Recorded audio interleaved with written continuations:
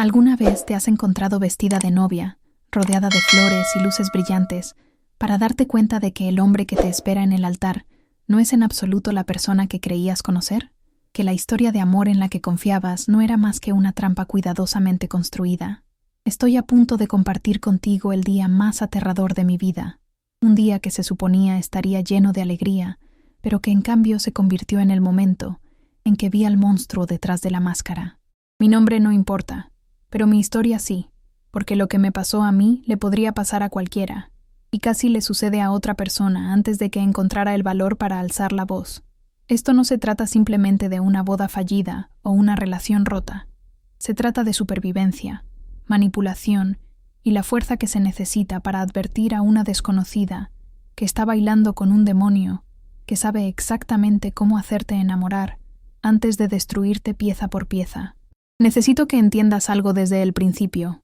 Yo no era ingenua, no estaba desesperada y no andaba buscando a alguien que me completara. Era una consultora de marketing exitosa con mi propio apartamento, un círculo cercano de amigas y una familia que me amaba.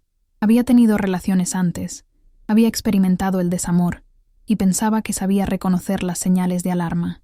Pero Marcos era diferente, o eso creía yo, porque los depredadores como él no vienen con etiquetas de advertencia, vienen con encanto, atención y una historia que te hace querer salvarlos mientras ellos devoran lentamente cada gramo de tu independencia. El día que nos conocimos, yo estaba en un evento de networking en el centro, uno de esos encuentros de viernes por la noche donde los profesionales se reúnen con copas de vino y tarjetas de presentación, fingiendo estar interesados en el discurso de ventas de todos. Casi no voy porque estaba agotada después de una semana de presentaciones con clientes, pero mi mejor amiga Raquel me convenció de que necesitaba salir de mi zona de confort. Poco sabía que al entrar en ese elegante local del centro con sus paredes de ladrillo expuesto y su iluminación ambiental, pondría en marcha una serie de eventos que casi me cuestan todo lo que más quería. Marcos se me acercó cerca de la mesa de quesos, y recuerdo haber pensado que tenía el tipo de sonrisa que llegaba a sus ojos, el tipo que te hacía sentir como si fueras la única persona en la sala que valía la pena. No usó una frase de ligue cursi ni me preguntó sobre mi trabajo de inmediato. En cambio, hizo un comentario sobre el libro que llevaba en mi bolso, una novela sobre resiliencia y supervivencia que asomaba por la parte superior. Él también lo había leído, dijo, y pasamos la siguiente hora discutiendo temas de naturaleza humana, trauma y redención. Mirando hacia atrás ahora, me doy cuenta de lo calculado que fue ese momento, cómo probablemente me había observado desde el otro lado de la sala, notado el libro y preparado su enfoque en consecuencia. Pero en ese momento me sentí vista, comprendida y estimulada intelectualmente de una manera que no había experimentado en años. Intercambiamos números esa noche, y cuando me envió un mensaje a la mañana siguiente con un texto reflexivo haciendo referencia a nuestra conversación, sentí un revoloteo de emoción que intenté reprimir porque me habían lastimado antes y no estaba interesada en apresurarme a nada. Marcos parecía respetar eso. Nuestras primeras citas fueron perfectas en su sencillez.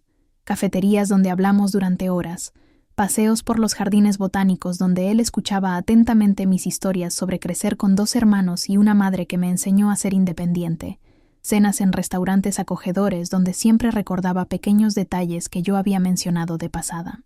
Me contó sobre su infancia, sobre perder a su padre a una edad temprana y tener que ser el hombre de la casa, sobre abrirse camino en la universidad y construir su carrera en finanzas a través de pura determinación. Su vulnerabilidad se sentía genuina y creó un vínculo entre nosotros que yo pensaba estaba basado en respeto mutuo y autenticidad. 3 meses después de empezar nuestra relación, se lo presenté a Raquel y a mis otras amigas cercanas.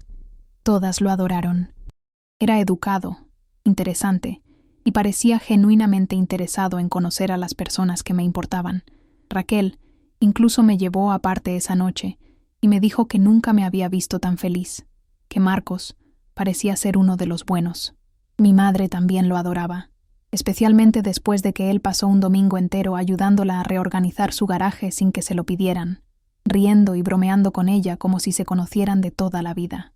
Incluso mis hermanos, que típicamente eran escépticos con cualquier hombre que yo saliera, le dieron su aprobación después de un viaje de pesca, donde Marcos aparentemente se mantuvo firme con su humor crudo y naturaleza competitiva. Todo parecía perfecto, y comencé a creer que quizás, solo quizás, había encontrado a alguien que sería mi compañero en el sentido más verdadero de la palabra.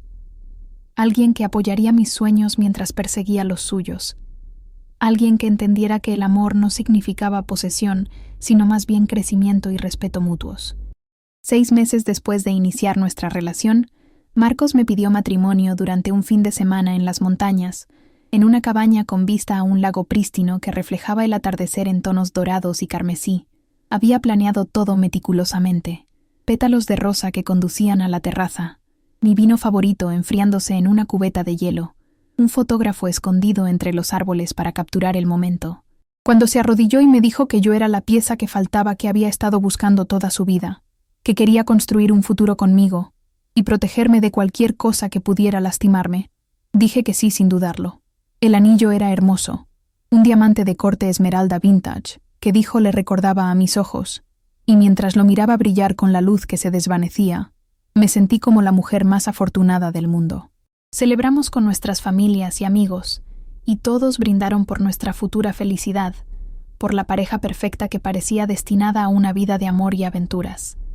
Pero ahí fue cuando las cosas comenzaron a cambiar, tan gradualmente al principio que apenas noté los cambios deslizándose en nuestra dinámica como sombras alargándose al anochecer. Marcos se involucró más en mi vida diaria, lo que inicialmente interpreté como un comportamiento atento y cariñoso. Quería saber mi horario todos los días, enviándome mensajes de texto durante mi jornada laboral para ver cómo estaba. Se ofreció a llevarme a las reuniones con clientes, porque dijo que le preocupaba que yo navegara el tráfico mientras estaba estresada. Sugirió que tal vez debería considerar reducir algunos de mis clientes más exigentes, porque podía ver lo agotada que estaba, y quería que tuviera energía para nosotros, para planificar nuestra boda y nuestro futuro juntos. Cuando mencioné que disfrutaba el desafío de mi trabajo y que era una parte importante de mi identidad, rápidamente dio marcha atrás y dijo que solo quería que fuera feliz, que apoyaba lo que yo quisiera hacer. Pero ¿acaso no podía ver que solo estaba velando por mi bienestar? El proceso de planificación de la boda se volvió cada vez más estresante, no por la logística o las decisiones sobre flores y lugares, sino por las formas sutiles en que Marcos comenzó a ejercer control sobre cada aspecto del proceso. Al principio, lo planteó como querer ser un novio involucrado, no como esos hombres que dejan todo a sus novias. Tenía opiniones sobre todo: la lista de invitados, la combinación de colores, el menú, la música, incluso mi vestido. Cuando le mostré fotos del estilo que me gustaba, algo elegante pero simple con líneas limpias y mínimo adorno, sugirió que tal vez algo con más cobertura sería más apropiado, más clásico. No me prohibió elegir lo que quería, pero plantó semillas de duda, preguntando si estaba segura de que ese estilo favorecía mi figura, preguntándose en voz alta si estaba tratando de llamar la atención de otros hombres, incluso en nuestro día de boda. Al principio me reí, diciéndole que estaba siendo ridículo, pero los comentarios continuaron, siempre envueltos en preocupación o enmarcados como sugerencias útiles. Mis amigas también comenzaron a notar cambios en mí, aunque me puse a la defensiva cuando lo señalaron. Raquel mencionó que parecía estresada y preguntó si todo estaba bien con los planes de la boda, y le respondí bruscamente, diciendo que planear una boda era naturalmente estresante y que ella no lo entendería porque no estaba comprometida. Inmediatamente me sentí terrible por mi reacción, pero en lugar de examinar por qué había respondido de esa manera, culpé al estrés de la boda y el agotamiento. Marcos había comenzado a expresar preocupaciones sobre Raquel, de hecho, mencionando que sentía que ella estaba celosa de nuestra relación y que podría estar tratando de crear problemas entre nosotros porque era infeliz en su propia vida. Nunca me dijo explícitamente que no la viera, pero se ponía callado y retraído cada vez que hacía planes con ella, y eventualmente parecía más fácil simplemente rechazar sus invitaciones que lidiar con su estado de ánimo después. El control escaló de maneras que racionalicé y justifiqué porque lo amaba y porque ya había invertido tanto emocionalmente en esta relación y nuestro futuro juntos. Marcos quería acceso a mi teléfono, no porque no confiara en mí, dijo, sino porque las parejas no deberían tener secretos entre sí, y él me había dado su código de acceso, así que era justo que yo le diera el mío. Comenzó a monitorear mis redes sociales, cuestionando por qué había dado me gusta a ciertas publicaciones o comentado en fotos de colegas hombres. Sugirió que tal vez debería hacer mis cuentas privadas, o mejor aún, desactivarlas por completo, ya que estábamos comenzando un nuevo capítulo de nuestras vidas juntos, y yo no necesitaba validación de extraños en línea. Cuando dudé, me acusó de estar escondiendo algo, de no estar comprometida con nuestra relación, de preocuparme más por las opiniones de personas que ni siquiera me conocían que por sus sentimientos. Las discusiones se volvieron más frecuentes, siempre comenzando con algo pequeño como llegar 5 minutos tarde a casa del trabajo u olvidar responder su mensaje de texto inmediatamente cuando estaba en una reunión. Él levantaba la voz, luego se disculpaba profusamente, llorando a veces y diciéndome que simplemente tenía tanto miedo de perderme, que la muerte de su padre lo había dejado con problemas de abandono y estaba trabajando en ello. Realmente lo estaba, pero necesitaba que fuera paciente con él y entendiera de dónde venían sus miedos. Me encontré caminando sobre cáscaras de huevo, constantemente revisando mi teléfono, saliendo temprano de eventos para llegar a casa a la hora que había prometido, eligiendo mis palabras cuidadosamente para evitar desencadenar su inseguridad o ira. Mi desempeño laboral comenzó a sufrir porque estaba distraída, ansiosa y privada de sueño por el agotamiento emocional de gestionar sus estados de ánimo y expectativas. Uno de mis clientes más importantes comentó que parecía estar fuera de mi juego, y en lugar de tomar eso como una llamada de atención, trabajé más duro para ocultar mi angustia y mantener la fachada de que todo en mi vida era perfecto. Después de todo, estaba a punto de casarme con el hombre de mis sueños, ¿verdad? Tenía el anillo, la fecha estaba establecida, el lugar estaba reservado, las invitaciones se habían enviado. Retractarme ahora significaría admitir que había cometido un error terrible, que todos los que creían en nosotros estaban equivocados, que había desperdiciado 1 año y medio de mi vida en alguien que no era quien yo pensaba que era. La vergüenza de esa posibilidad se sentía insoportable.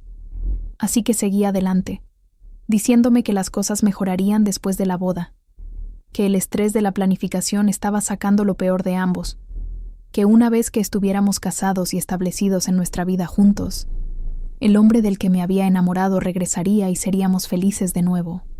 Me aferré a los recuerdos de nuestras primeras citas, de su amabilidad y atención, olvidando convenientemente que incluso entonces había estado recopilando información sobre mí, aprendiendo mis vulnerabilidades e inseguridades, construyendo un perfil de exactamente qué tipo de manipulación funcionaría mejor para mantenerme bajo su control.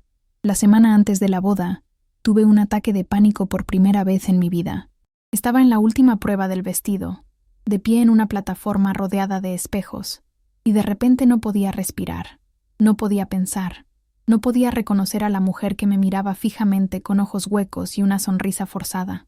La costurera preguntó si estaba bien, y mentí, diciendo que simplemente estaba emocional porque se acercaba el gran día, que estas eran lágrimas de felicidad, pero no eran lágrimas de felicidad.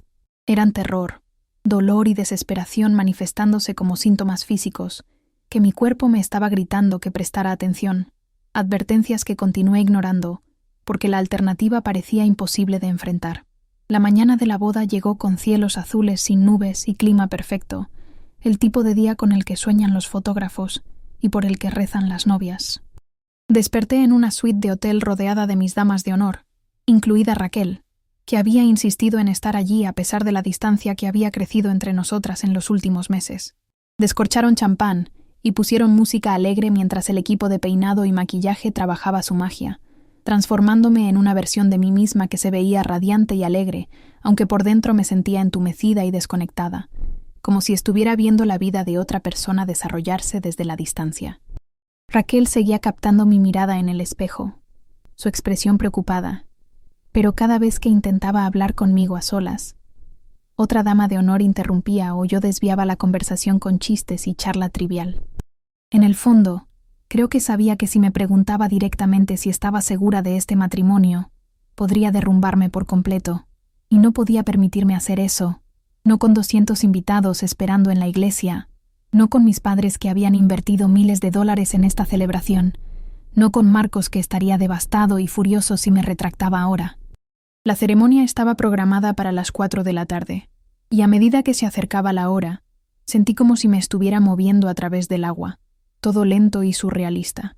Mi padre vino a la suite para verme antes de dirigirnos a la iglesia, y cuando me vio con mi vestido con mi cabello recogido y mi ramo de rosas blancas en la mano, las lágrimas llenaron sus ojos. Me dijo que me veía hermosa, que estaba muy orgulloso de la mujer en la que me había convertido, que Marcos era un hombre afortunado y esperaba que fuéramos tan felices como él y mi madre habían sido durante 30 años. Lo abracé fuerte, respirando su colonia familiar, deseando poder ser una niña pequeña otra vez cuando él podía arreglar todos mis problemas con una curita y una historia. Llegamos a la iglesia y esperé en la suite nupcial mientras los invitados tomaban asiento y el cortejo nupcial tomaba sus posiciones. A través de la puerta podía escuchar el cuarteto de cuerdas tocando, el murmullo de la conversación, la emoción y anticipación de personas reunidas para presenciar lo que creían sería una hermosa unión. Mis manos temblaban mientras sostenía mi ramo y seguía respirando profundamente, diciéndome que los nervios eran normales, que cada novia se sentía así, que en unas pocas horas todo esto habría terminado y sería la esposa de Marcos, y comenzaríamos nuestra nueva vida juntos. La coordinadora de la boda se asomó para decirnos que era hora, y mis damas de honor se alinearon, cada una abrazándome y susurrando palabras de aliento antes de caminar por el pasillo. Entonces quedamos solo yo y mi padre, parados detrás de las puertas cerradas del santuario, esperando a que la música cambiara a la marcha nupcial. Él apretó mi mano y preguntó una vez más si estaba lista, y asentí, sin confiar en mi voz. Las puertas se abrieron, y vi la iglesia llena de rostros familiares, todos volviéndose para mirarme con sonrisas y lágrimas, y al final del pasillo estaba Marcos con su smoking, luciendo imposiblemente guapo y compuesto, sus ojos fijos en los míos con una intensidad que una vez encontré romántica, pero ahora reconocía como posesiva.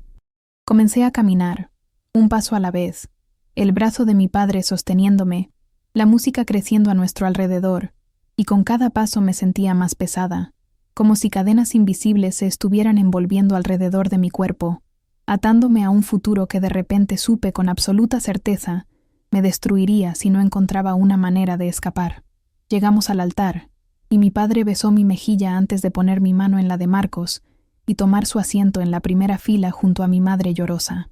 El agarre de Marcos en mi mano era apretado, casi doloroso, y cuando miré su rostro, vi algo en su expresión que envió hielo por mis venas. No era amor o alegría o emoción nerviosa, era triunfo, propiedad, la mirada de alguien que acababa de ganar un premio por el que había estado trabajando durante mucho tiempo. El oficiante comenzó a hablar, dando la bienvenida a todos y hablando sobre la santidad del matrimonio, el compromiso que estábamos a punto de hacer el uno con el otro, el viaje que tomaríamos juntos a través de la alegría y el dolor, la enfermedad y la salud. Intenté concentrarme en sus palabras, pero mi mente estaba acelerada, fragmentos de recuerdos parpadeando a través de mi conciencia como una presentación de diapositivas que no podía controlar.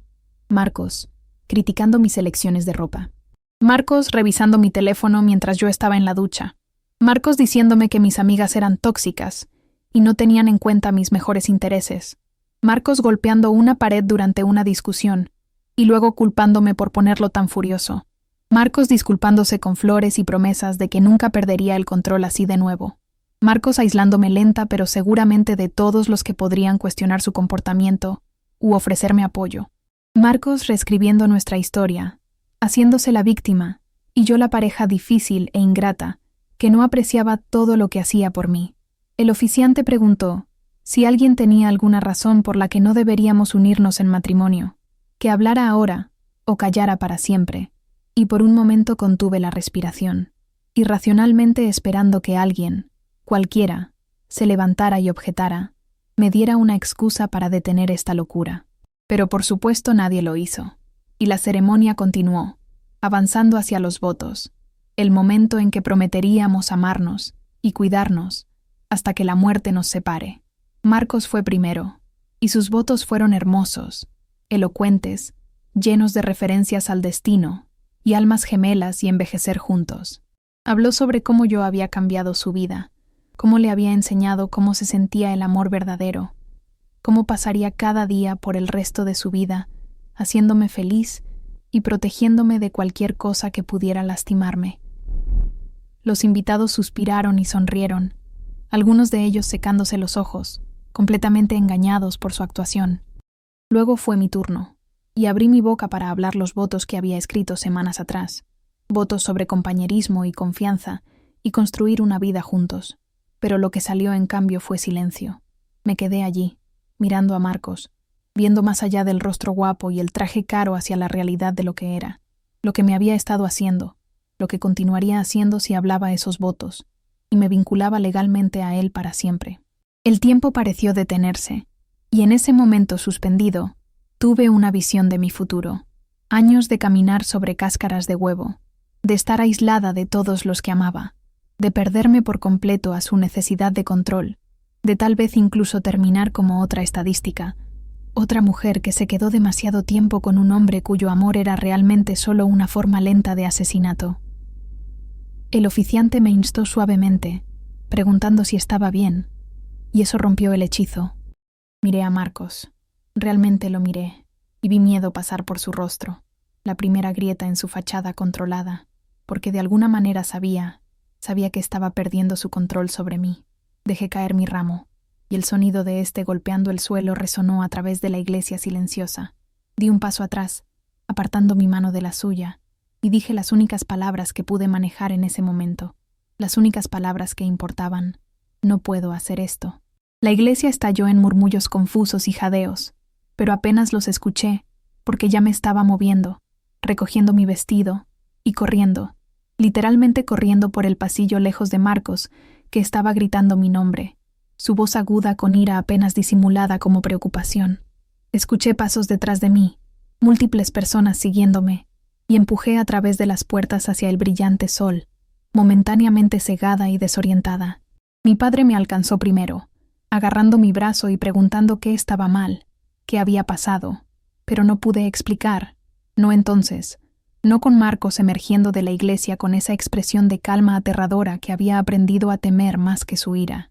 Raquel también estaba allí, y ella pareció entender sin palabras, posicionándose entre Marcos y yo, diciéndole que me diera espacio, que claramente necesitaba un momento. Marcos intentó pasar junto a ella, insistiendo en que su novia solo estaba teniendo un ataque de pánico, que me necesitaba, pero Raquel se mantuvo firme, y mis hermanos aparecieron de algún lugar, formando una barrera protectora. Miré el rostro devastado de mi madre, a la multitud reunida de invitados confundidos, a Marcos cuya máscara se estaba deslizando más con cada segundo, revelando la rabia y la humillación debajo, y supe que tenía que irme inmediatamente. Le dije a mi padre que me sacara de allí, y para su crédito, no discutió ni hizo preguntas. Simplemente envolvió su chaqueta alrededor de mis hombros y me llevó a su auto mientras mi madre intentaba calmar el caos, y Raquel prometió que se encargaría de las cosas. Mientras nos alejábamos, miré por la ventana trasera mientras la iglesia se hacía más y más pequeña, mientras Marcos permanecía en el estacionamiento rodeado de personas tratando de consolarlo, interpretando el papel del novio confundido y desconsolado, y sentí los primeros indicios de algo que no había sentido en meses: alivio, seguido rápidamente por terror sobre lo que vendría después, porque hombres como Marcos no dejan ir fácilmente, y acababa de humillarlo frente a todos los que conocíamos. Mi padre me llevó a su casa, aquella en la que había crecido, y mi madre llegó una hora más tarde, habiendo dado excusas a los invitados y arreglado que se cancelara la recepción. Querían saber qué había pasado, y finalmente les conté todo, todas las cosas que había ocultado y minimizado y racionalizado, viendo sus expresiones cambiar de confusión a ira, a culpa de que no habían visto lo que estaba sucediendo justo frente a ellos. Mi madre lloró, diciendo que debería haberlo sabido, debería haber hecho más preguntas, pero le dije que no era su culpa, que Marcos era un experto en manipulación, que yo apenas había reconocido lo que estaba sucediendo hasta que estuve parada en ese altar, a punto de atarme legalmente a él para siempre. Los siguientes días fueron un borrón de regalos devueltos, planes de luna de miel cancelados y llamadas telefónicas constantes de amigos y familiares preocupados que habían escuchado varias versiones de lo que sucedió en la boda. Marcos envió mensajes de texto y llamó sin cesar, alternando entre disculpas y acusaciones, rogándome que hablara con él para que pudiéramos arreglar las cosas, luego llamándome inestable y afirmando que lo había avergonzado sin razón. Bloqueé su número, pero encontró otras formas de comunicarse conmigo: correos electrónicos, mensajes a través de amigos mutuos incluso apareciendo en la casa de mis padres, hasta que mi padre amenazó con llamar a la policía. Me sentía como si estuviera en modo de supervivencia, solo tratando de pasar cada día sin desmoronarme por completo, afligida no solo por la relación, sino por la persona que pensé que era Marcos, el futuro que había imaginado, la confianza ingenua que una vez tuve de que podría reconocer el peligro cuando apareciera en mi puerta. 3 meses después de la boda fallida, me había mudado a un nuevo apartamento en una parte diferente de la ciudad, había cambiado mi número de teléfono y había comenzado a reconstruir mi vida pieza por pieza, con la ayuda de una terapeuta especializada en abuso emocional y trauma. Estaba aprendiendo vocabulario para lo que había experimentado: manipulación psicológica, bombardeo de amor, control coercitivo, rasgos de personalidad narcisista, vínculo traumático. Poner nombres a las tácticas que Marcos había usado me ayudó a entender que lo que sucedió no fue mi culpa, que no había sido estúpida ni débil, que el abuso no siempre es físico y no siempre deja cicatrices visibles. También estaba aprendiendo que la sanación no es lineal, que algunos días me sentía fuerte y con la mente clara sobre mi decisión de irme, y otros días estaba plagada de dudas y qué pasaría si, preguntándome si había exagerado o si las cosas realmente habrían mejorado si solo le hubiera dado otra oportunidad.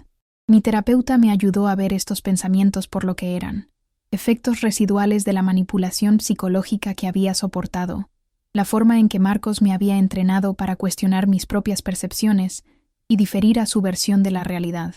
Lentamente me estaba reconectando con amigas, de las que me había distanciado durante la relación, incluida Raquel, quien nunca me dijo "te lo dije", quien simplemente me recibió con los brazos abiertos y escuchaba cada vez que necesitaba hablar. Me estaba enfocando en mi trabajo nuevamente, reconstruyendo mi reputación con clientes y asumiendo proyectos desafiantes que me recordaban mi competencia y capacidades. Estaba descubriendo partes de mí misma que habían estado latentes durante mi tiempo con Marcos: mi sentido del humor, mi independencia, mi capacidad de tomar decisiones sin cuestionarme o preocuparme por la reacción de alguien más. Era aterrador y emocionante al mismo tiempo, este proceso de volver a ser yo misma, de darme cuenta de cuánto había perdido sin siquiera reconocer que el robo estaba teniendo lugar.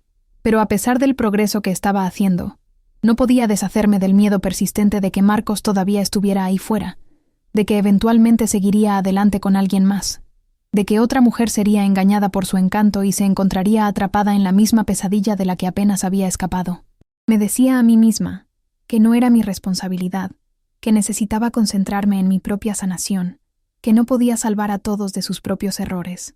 Pero el pensamiento me perseguía, especialmente tarde en la noche cuando no podía dormir, y me encontraba desplazándome por las redes sociales, verificando si Marcos había publicado algo, buscando pistas sobre lo que estaba haciendo y a quién podría estar apuntando a continuación.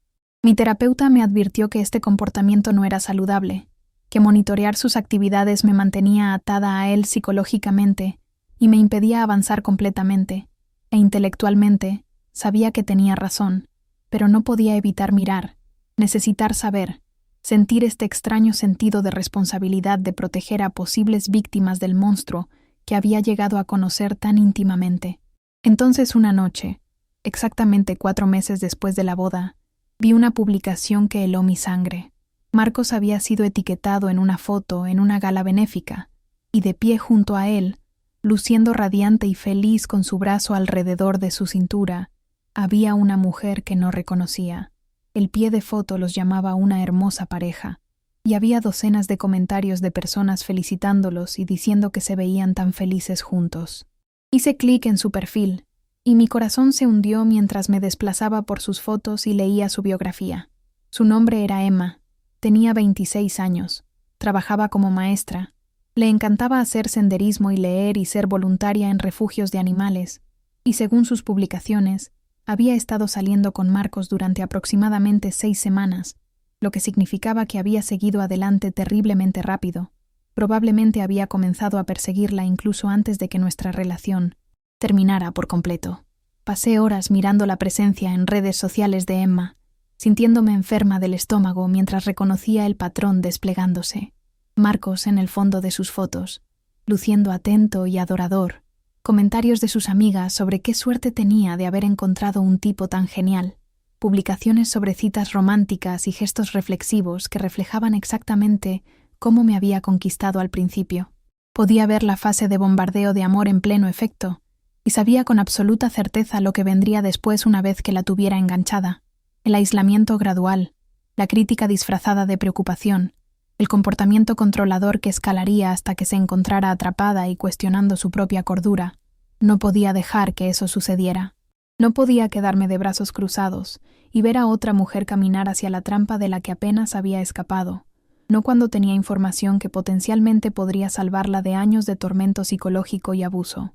Pero, ¿cómo podía advertirle? Si me comunicaba directamente, ¿me creería? ¿O Marcos ya habría sentado las bases al decirle que yo era su ex loca que no podía aceptar que él había seguido adelante? Me descartaría como celosa o amargada o inestable, exactamente de la manera en que una vez descarté las preocupaciones de las personas que intentaron señalar problemas en mi relación. Cuanto más pensaba en ello, más convencida estaba de que tenía que intentarlo, de que incluso si solo había una pequeña posibilidad de que me escuchara, se lo debía a ella y a mí misma para hablar, para usar mi experiencia dolorosa para evitar que alguien más sufriera como yo había sufrido. Hablé con Raquel al respecto, y ella fue solidaria pero preocupada, recordándome que necesitaba tener cuidado de no ponerme en peligro al contactar a Emma, que Marcos podría tomar represalias si se enteraba de que estaba interfiriendo en su nueva relación. Sugirió que tal vez podría informar a algún tipo de registro o sistema de advertencia para abusadores, pero por supuesto nada de eso existe para abuso emocional y psicológico que no cruza hacia violencia física o cargos de acoso. Consulté con mi terapeuta, quien me ayudó a pensar en los riesgos y beneficios potenciales, y decidimos que si iba a comunicarme con Emma, necesitaba hacerlo de una manera que fuera factual, sin acusaciones, y que le diera la información que necesitaba para tomar sus propias decisiones informadas. No estaba tratando de convencerla de que dejara a Marcos, o de creer que era una persona malvada. Simplemente estaba compartiendo mi experiencia y dejándola decidir qué hacer con esa información. Redacté y redacté el mensaje docenas de veces, tratando de encontrar el tono correcto, de ser clara sin ser dramática, de sonar creíble sin parecer obsesionada o vengativa. Finalmente, después de una semana de agonizar sobre cada palabra, creé una nueva cuenta de correo electrónico que no podía rastrearse fácilmente hasta mí, y le envié a Emma un mensaje cuidadosamente redactado que comenzaba con una disculpa por comunicarme sin ser solicitado y un reconocimiento de que podría no querer escuchar lo que tenía que decir. Le dije quién era, que había estado comprometida con Marcos, y que la estaba contactando por preocupación porque había experimentado patrones de comportamiento durante nuestra relación que ahora reconocía como emocionalmente abusivos y manipuladores. No entré en detalles extensos, pero enumeré señales de alerta específicas que debería vigilar: mensajes de texto y monitoreo excesivos, aislarla de amigos y familia, críticas disfrazadas de preocupación por su bienestar, reacciones extremas a problemas menores, necesidad de controlar su apariencia o presencia en redes sociales, estados de ánimo volátiles e ira de la que sería culpada por desencadenar. La animé a confiar en sus instintos, a mantener su independencia y relaciones fuera de su relación con Marcos, y a buscar apoyo si alguna vez se sentía confundida, asustada o como si estuviera perdiéndose a sí misma. Incluí enlaces a recursos sobre abuso emocional y relaciones controladoras, y terminé diciendo que esperaba estar equivocada, que tal vez Marcos realmente había cambiado, o tal vez mi experiencia era única, pero me sentía obligada a compartir mi historia en caso de que pudiera ayudarla a evitar el dolor que había soportado.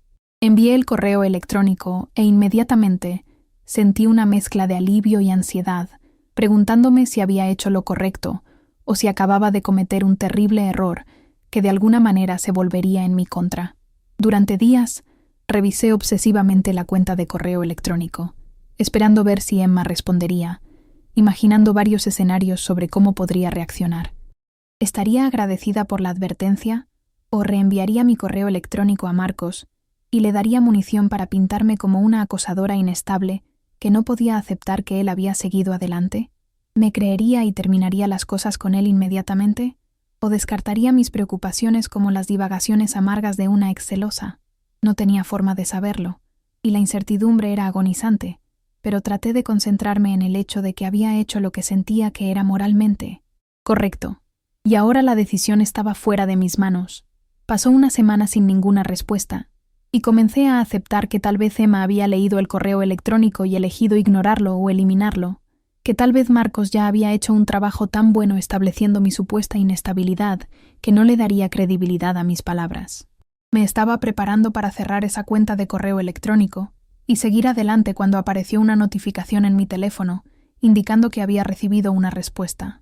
Mis manos temblaban mientras la abría, y tuve que leerla 3 veces antes de que las palabras se registraran completamente.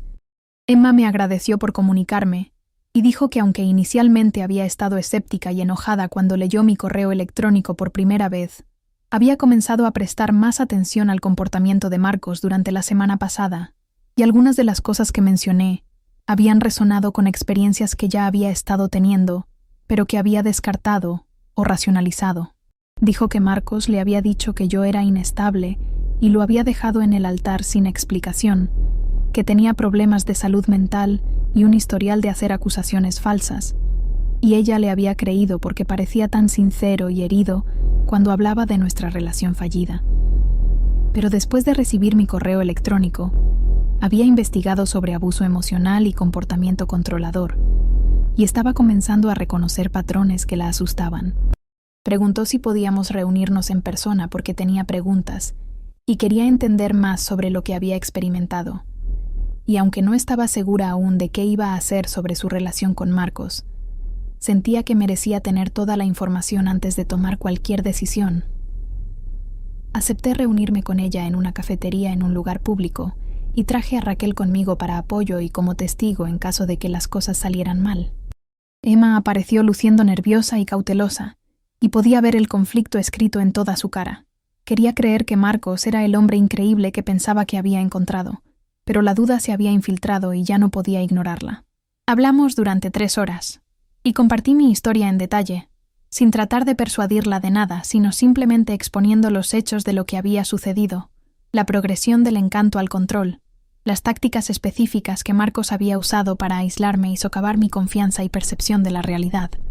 Emma escuchó en silencio, ocasionalmente haciendo preguntas o compartiendo sus propias observaciones sobre cosas que Marcos había dicho o hecho que la habían hecho sentir incómoda, pero que se había convencido a sí misma de no preocuparse.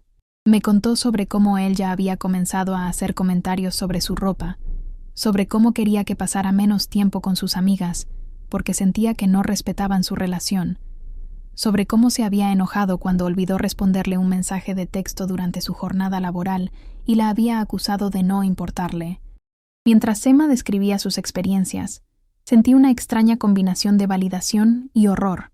Validación porque su historia confirmaba que lo que había experimentado no era único ni exagerado, sino más bien un patrón de comportamiento que Marcos usaba con múltiples mujeres. Y horror porque, a pesar de mi advertencia, todavía había logrado hundir sus garras en alguien más tan rápidamente. Todavía había logrado hacerla dudar de sí misma y sentirse responsable de sus reacciones emocionales. Pero la diferencia esta vez era que Emma ahora tenía información y conciencia que yo no había tenido al principio. Tenía un mapa de hacia dónde se dirigían las cosas si se quedaba, y tenía la oportunidad de tomar una decisión informada antes de enredarse tan profundamente y aislarse como yo había estado. Intercambiamos números de teléfono, reales esta vez, y le dije a Emma que podía contactarme en cualquier momento si necesitaba apoyo o tenía preguntas, que entendía lo confusa y difícil que era esta situación, porque yo misma la había vivido. Me agradeció por ser lo suficientemente valiente como para comunicarme, diciendo que no podía imaginar lo difícil que debió haber sido revivir su trauma compartiéndolo con una extraña, y prometió que iba a tomar todo lo que dije en serio, y tomar decisiones que priorizaran su seguridad y bienestar, incluso si eso significaba alejarse de alguien por quien había desarrollado sentimientos. Mientras Raquel y yo nos alejábamos de esa cafetería, me sentí emocionalmente exhausta, pero también más ligera de alguna manera, como si un peso que había estado cargando durante meses se hubiera levantado, porque había usado mi experiencia dolorosa para potencialmente proteger a alguien más. Había transformado mi victimización en acción, y sin importar lo que Emma finalmente decidiera hacer, sabía que le había dado información que podría salvarla del infierno que había soportado. Durante las siguientes semanas, Emma y yo nos mantuvimos en contacto esporádicamente a través de mensajes de texto, y me contó que había terminado las cosas con Marcos, después de otro incidente donde él había explotado contra ella por ir a cenar con su hermana sin decirle primero, y su reacción había sido tan desproporcionada y aterradora que confirmó todo sobre lo que le había advertido. Dijo que romper con él había sido difícil porque inmediatamente cambió a modo de disculpa y manipulación, llorando y prometiendo cambiar, diciéndole que nunca se había sentido así con nadie antes y no podía perderla. Pero ella se había mantenido firme y bloqueó su número después de que comenzó a enviar docenas de mensajes y a aparecer en su apartamento. Me agradeció de nuevo por la advertencia, diciendo que sin ella, probablemente le habría dado otra oportunidad, habría creído sus promesas y explicaciones, habría caído más profundamente en el ciclo que le había descrito. Ahora estaba en terapia, procesando su propia experiencia y aprendiendo a reconocer señales de alerta más temprano, y estaba agradecida de que su enredo con Marcos se hubiera medido en semanas en lugar de los años que yo había invertido antes de finalmente escapar. Escuchar sobre la decisión de Emma de irse me llenó de un sentido de propósito y sanación que meses de terapia no habían proporcionado completamente, porque significaba que mi pesadilla había servido para algo, que había evitado que al menos otra persona sufriera como yo había sufrido. Y tal vez, solo tal vez, podría usar mi historia para ayudar a aún más personas a reconocer los signos de abuso emocional antes de que los destruyera de la manera en que casi me destruyó a mí. ¿Te ha pasado algo similar, ya sea con una pareja romántica, una amistad, o incluso un familiar que usó manipulación y control disfrazados de amor? Quiero que comentes abajo y compartas tu experiencia si te sientes cómoda, porque una de las cosas más importantes que aprendí a través de este proceso es que el abuso prospera en el silencio y el aislamiento, y cuanto más hablemos de estas experiencias, más podremos protegernos mutuamente y reconocer los patrones antes de que sea demasiado tarde. Mirando hacia atrás ahora, más de un año después de esa boda fallida, puedo ver cómo cada momento de mi viaje fue necesario, incluso los dolorosos, incluso la realización aterradora en el altar de que estaba a punto de cometer el mayor error de mi vida. La vergüenza que inicialmente sentí por huir de mi propia boda se ha transformado en orgullo de que escuché mis instintos en ese momento crucial, de que me elegí a mí misma sobre las expectativas y opiniones de otros, de que estuve dispuesta a soportar la vergüenza y la crítica en lugar de sacrificar mi seguridad e identidad para mantener una fachada de felicidad. Ahora entiendo que la versión de Marcos de la que me enamoré nunca existió realmente, que fue una personalidad cuidadosamente construida, diseñada para atraerme, que el Marcos real era el que emergió una vez que se sintió lo suficientemente seguro en su control como para dejar caer la máscara. He aprendido que el amor nunca debería hacerte sentir pequeña, asustada, o como si necesitaras cambiar partes fundamentales de ti misma para mantener la paz. El amor real te expande, fomenta tu crecimiento, respeta tus límites y celebra tu independencia en lugar de tratar de consumirla. He aprendido que está bien alejarse de relaciones que no te sirven, incluso si has invertido tiempo y energía en ellas, incluso si has hecho promesas o compromisos, porque quedarse en una situación que te está destruyendo no es noble ni leal, es autoabandono. He aprendido que confiar en tu intuición es una de las habilidades más importantes que puedes desarrollar, y que cuando algo se siente mal, incluso si no puedes articular exactamente por qué, ese sentimiento es información que vale la pena prestar atención en lugar de descartar o racionalizar. Más importante aún, he aprendido que hablar sobre el abuso, incluso cuando es incómodo o aterrador, incluso cuando existe el riesgo de que no te crean, puede salvar vidas de maneras que tal vez nunca conozcas completamente.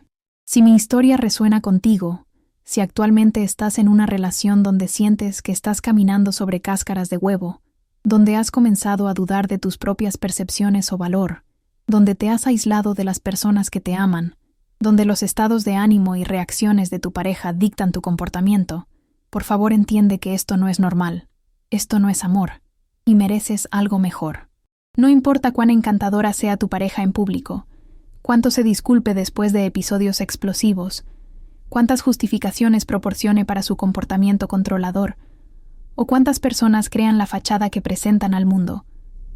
Lo que importa es cómo te sientes cuando estás con ellos, si te sientes segura, respetada, y libre de ser tú misma sin miedo a la crítica o el castigo.